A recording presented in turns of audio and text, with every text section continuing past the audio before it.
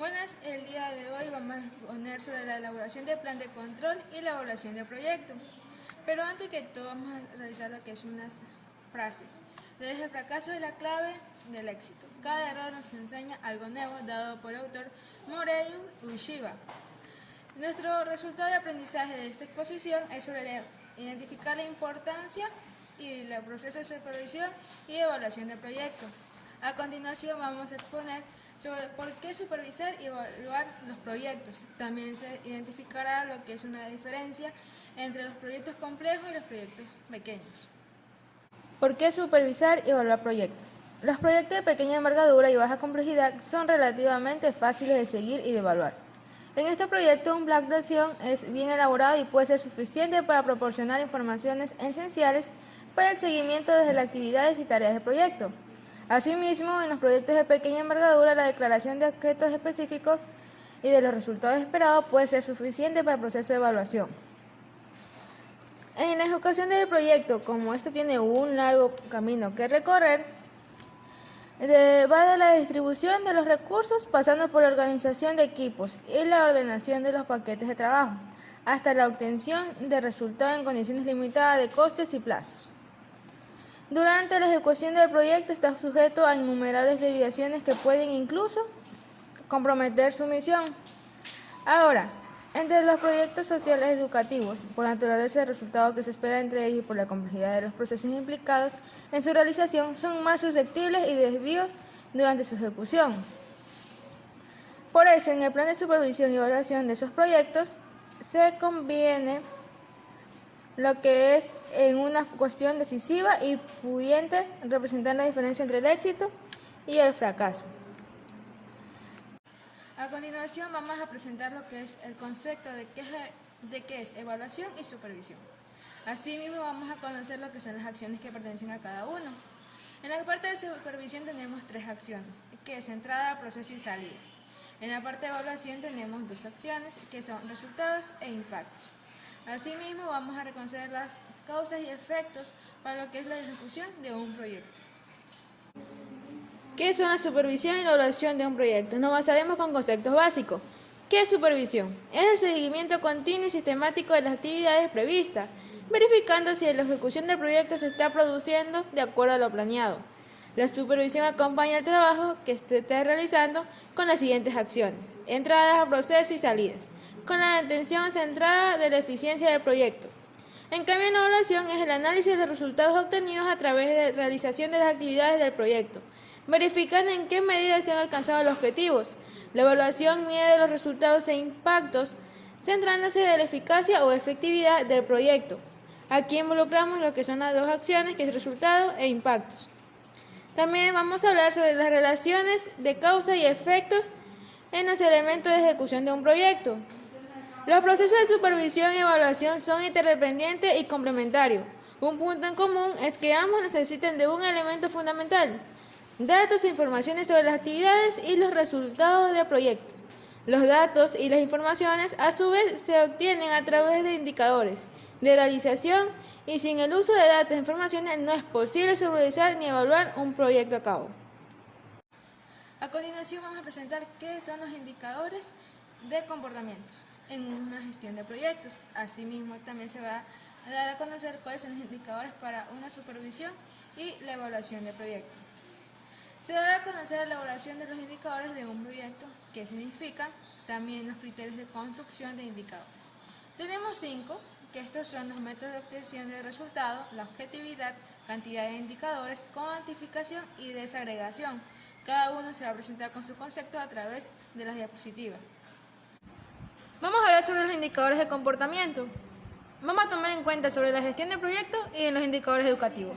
En el contexto de la gestión de proyectos, un indicador de comportamiento es una medida, en general cuantitativa, que identifica las características de las entradas, los procesos, la salida o productos, los resultados y los impactos del proyecto. En cambio, los indicadores educativos, por ejemplo, son estadísticas que reflejan aspectos importantes del comportamiento del sistema, relacionados con la realización de sus objetivos sociales. ¿Cuáles son los indicadores para supervisión y evaluación de proyectos? Los recursos que se estén utilizando son los indicadores de entrada. El trabajo, actividades y tareas que se están realizando son los indicadores de proceso. Los productos o servicios resultantes del trabajo realizado son indicadores de salida. Los resultados o beneficios obtenidos directamente como consecuencia de los productos y servicios realizados son indicadores de resultados, y los impactos o beneficios extendidos que se produzcan como consecuencia de los resultados son los indicadores de impacto. En la elaboración de los indicadores de un proyecto, los indicadores determinan qué datos serán necesarios para medir los trabajos desarrollados y los resultados alcanzados, en la medida en que los instrumentos de recogida de datos determinan la forma de obtener esos datos. Vamos a hablar sobre los criterios de construcción de indicadores. Hay 5. El primero es el método de obtención de medida. Lo ideal es que este indicador mida directamente el resultado que queremos verificar. El segundo es la objetividad. Es aquel que no da margen a la ambigüedad con respecto a lo que se esté midiendo. El tercero es la cantidad de indicadores. Esto depende de la complejidad del resultado que queremos medir, de los recursos disponibles y la cantidad de información. El cuarto indicador es la cuantificación. Se expresa en valores numéricos como índices de aprobados, números de alumnos evaluados por una encima de una referencia. Y nuestro quinto indicador y el último es desagregación. En este criterio debe tenerse en cuenta en la construcción de indicadores y de los instrumentos de recogida de datos. Por último, lo que vamos a presentar son los procedimientos de supervisión, que son 2.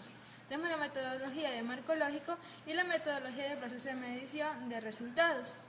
Asimismo, vamos a identificar lo que es el procedimiento de evaluación. ¿Y cuáles son las etapas que representan en un procedimiento de evaluación? Que son 3. La elaboración de la matriz de resultados esperados de proyectos y evaluación, que es la etapa número 1. La elaboración de cuadros de indicadores de resultados, que es la etapa número 2. Y por última etapa, que es la número 3, es la elaboración de la tabla descriptiva de la base de referencia. Por último, vamos a hablar sobre el procedimiento de supervisión. Hay 2 metodologías. La primera metodología es de marco lógico, que ha sido utilizada tanto para la planificación como para la supervisión y evaluación del proyecto. Una de sus características importantes es la de reunir en un único marco la visión general y los principales elementos de estructura de un proyecto. Esta característica facilita el análisis de la propuesta de proyecto y los mecanismos de supervisión y evaluación. Nuestra segunda metodología es del proceso de medición de resultados. Esta metodología, utilizada en proyectos sociales y educativos, consiste en el uso de una tabla que presenta de forma resumida e integrada el objetivo general y específico de un proyecto y los indicadores de rendimientos con ellos relacionados. Así como se muestra en la siguiente imagen, tiene por objeto proporcionar un panel de control que consolide las informaciones relevantes para la gestión del proyecto y sirve como un instrumento de apoyo para la supervisión y evaluación del proyecto. Ahora sí, ¿cómo está estructurado un procedimiento de evaluación? Parte del análisis de resultados que se esperan alcanzar de un proyecto, para ejemplificar los procedimientos de evaluación. Vamos a considerar el objetivo general y específico de un proyecto educativo, como ha sido de ejemplo a continuación en todo el proyecto. Asimismo, vamos a hablar sobre las etapas de los procedimientos de evaluación del proyecto.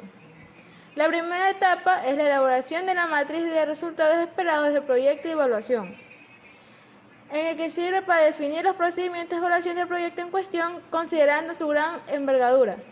Podemos adoptar la estrategia de clasificar los resultados esperados según los principales componentes o segmentos del sistema educativo sobre el que requerirá la intervención del proyecto.